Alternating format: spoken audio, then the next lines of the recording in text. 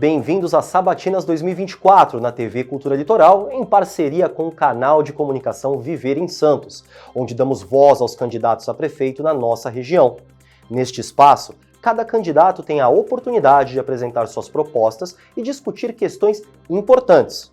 Também é importante destacar que cada sabatina terá a duração de 12 minutos. Durante a sabatina é proibida a exibição de qualquer objeto, imagem ou documento com o número de votação. Apenas o plano de governo e anotações pessoais estão permitidas, sem a apresentação alguma de imagens ou outros conteúdos. E além disso, não será tolerada de qualquer forma a agressão ou ofensa a outros candidatos. Portanto, TV Cultura Litoral e Viver em Santos. Eleições 2024, a sua escolha no ar.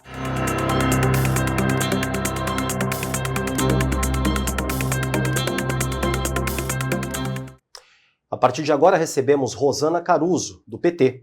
Candidata, seja muito bem-vinda, e eu começo com a pergunta que vai para Viver em Santos, que todos os outros candidatos responderam, que é o porquê a senhora, candidata, quer ser prefeita de São Vicente.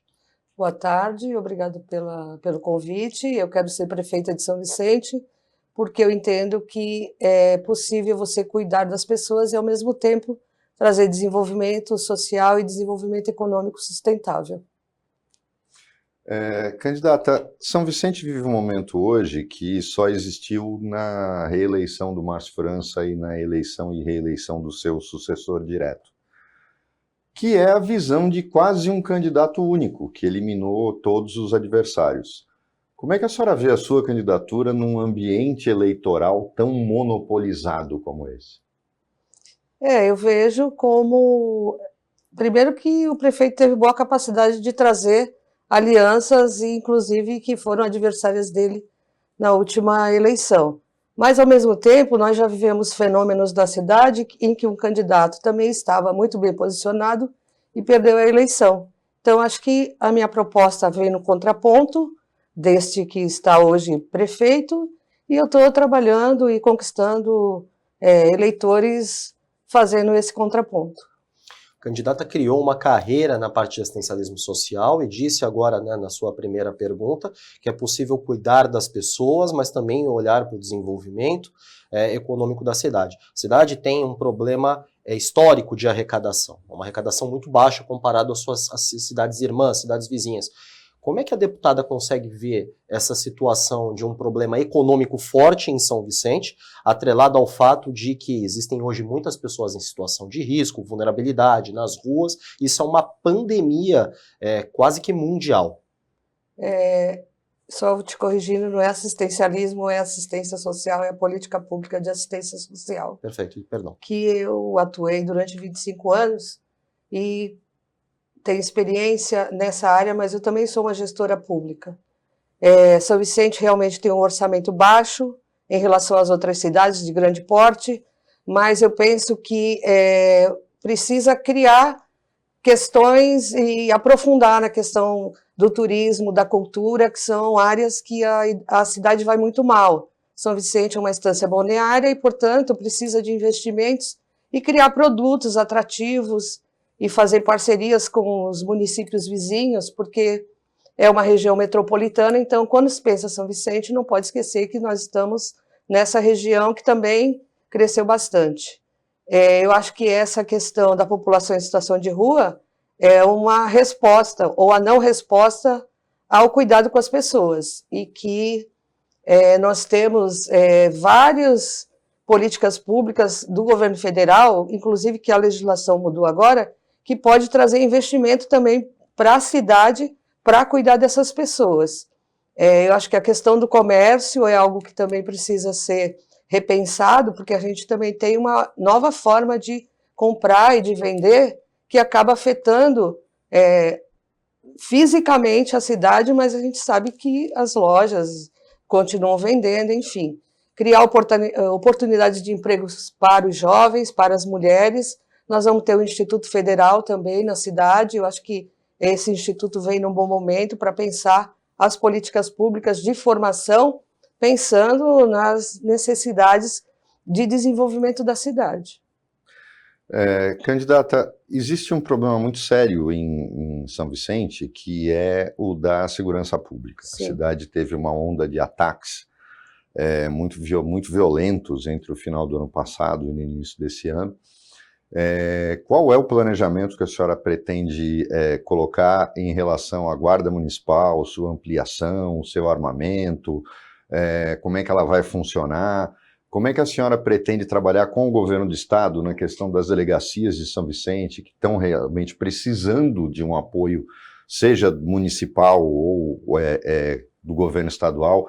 Qual é a sua política de segurança pública implementada a partir do momento que a senhora conseguir ser eleita? Eu acho que a política de segurança pública precisa ser alinhada no diálogo com o governo do estado, que é o que responde, né, pelas polícias civis e militares, e realmente o efetivo da cidade é pequeno, né? Nós temos questões, principalmente com relação à delegacia da mulher, que não funciona 24 horas, o número de mulheres em situação de violência aumentou muito em São Vicente. Eu acho que essa questão dos ataques, né, e da operação que o governador colocou em prática, demonstrou muitas dificuldades, porque a polícia investigativa não trabalhou, tem só uma ação da repressão, né, da polícia militar, de estar nos espaços para reprimir a criminalidade, mas a gente precisa pensar que você também precisa desenvolver outras políticas públicas para reduzir o índice de violência na cidade, que não se faz só com polícia, a gente sabe disso, tem estudos que comprovam quando você investe na geração de emprego e renda, na oportunidade de esporte, de cultura, do jovem estar estudando, a escola de período integral. Então, eu acho que é fortalecer todas essas políticas públicas, mas eu acho que esse diálogo com o governo do estado ele é fundamental para a gente também poder aparelhar os espaços que são do estado e fortalecer a questão da prevenção à violência. As guardas municipais, elas precisam de treinamento, elas precisam estar qualificadas para cuidar do patrimônio público, mas nós somos contra o armamento da guarda municipal. Na questão da educação, existe uma série de recursos que hoje São Vicente necessita.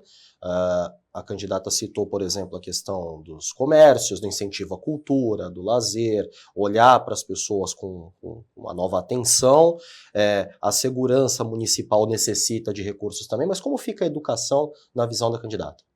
A educação ela tem algumas questões que não são atendidas de forma adequada ou que trabalha essa questão da lista de espera e de algumas situações específicas dentro do município. Então, nós temos a questão das creches, que não atendem em período integral no município de São Vicente.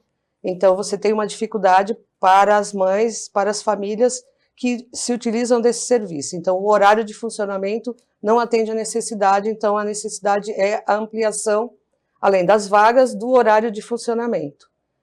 Tem a questão das crianças atípicas, jovens atípicos, que no processo de inclusão implantado, eles não são atendidos na sua necessidade, nem por acompanhamento nas salas de aula, nem por professores que estejam qualificados para atender. Não que os professores não sejam qualificados para dar aulas, mas para atender a essas crianças no período escolar. Aliado a isso, nós temos serviços de saúde que não atendem a essa população. Temos 4.000 crianças laudadas, 2.900 laudadas e 1.100 crianças aguardando o laudo e você não tem serviço na cidade. Então você tem que pensar as duas políticas públicas juntas para atender esse público de atípicos e pensar na questão da ampliação das vagas e do horário de funcionamento das creches. Candidata, a senhora tocou nessa questão dos alunos atípicos e essa inclusão forçada, que na verdade veio num retrocesso ocorrido durante o governo Bolsonaro. Sim. São Vicente não deu um passo adiante nesses 4 anos em relação a esta questão específica, que é a porque a inclusão não basta colocar a criança em sala de aula, tem que ter monitor. Sim. Por que a senhora acha que isso não chama atenção? E a senhora também toca na questão da creche. São Vicente tem um sistema de creches em que a gente tem casas particulares que recebem por criança para funcionar como creches. E o Ministério Público, numa investigação, descobriu que várias delas sequer existiam. Sim. Como é que a senhora espera mexer nisso, já que é um vespeiro que envolve a Câmara, onde existem alguns feudos que ganham com isso? Eu acho que primeiro é você identificar qual é o público que vem sendo atendido dessa forma inadequada. Essa questão do vereador ser dono, né, tem os feudos, realmente, isso é muito forte na cidade, mas acho que a partir do momento que você tem uma gestão transparente, com processos de inscrição, romper esse ciclo, entendeu, de indicação, e conhecer qual é a demanda e mapear os principais pontos da cidade onde essas creches devem ser incluídas, eu acredito, dar mais transparência para os atos públicos, eu acredito que a gente vai minimizar essa situação. Por falar em minimizar a situação, uma das situações críticas na nossa região é o trânsito. E São Vicente hoje, entre Santos e Praia Grande, se torna um vetor de trânsito. A mobilidade urbana é um problema gigantesco na nossa região, inclusive com a falta de bons prestadores de serviço. O sistema de transporte nosso metropolitano não é muito inteligente e acaba sangrando sempre o consumidor. Qual é a visão da candidata para unificação, talvez, de um sistema melhor para todos ou não? Trabalhar melhor um sistema através aí de novas tecnologias, novos modais dentro da cidade? A gente tem falado um pouco sobre essa questão da mobilidade.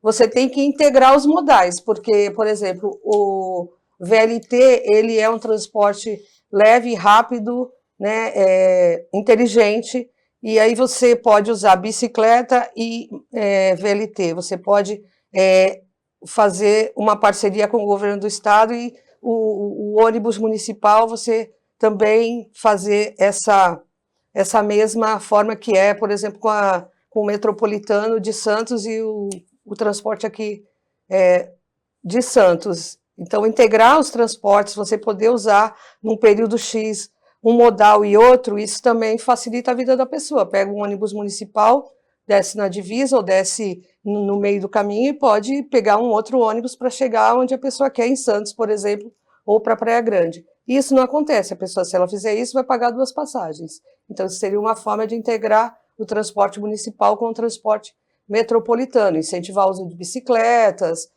mais ciclovias, enfim, eu acho que tem uma questão aí que precisa ser aprofundada no Condesb também. Com isso encerramos a nossa sabatina, agradecemos a presença da candidata, continue conosco na TV Cultura para mais sabatinas.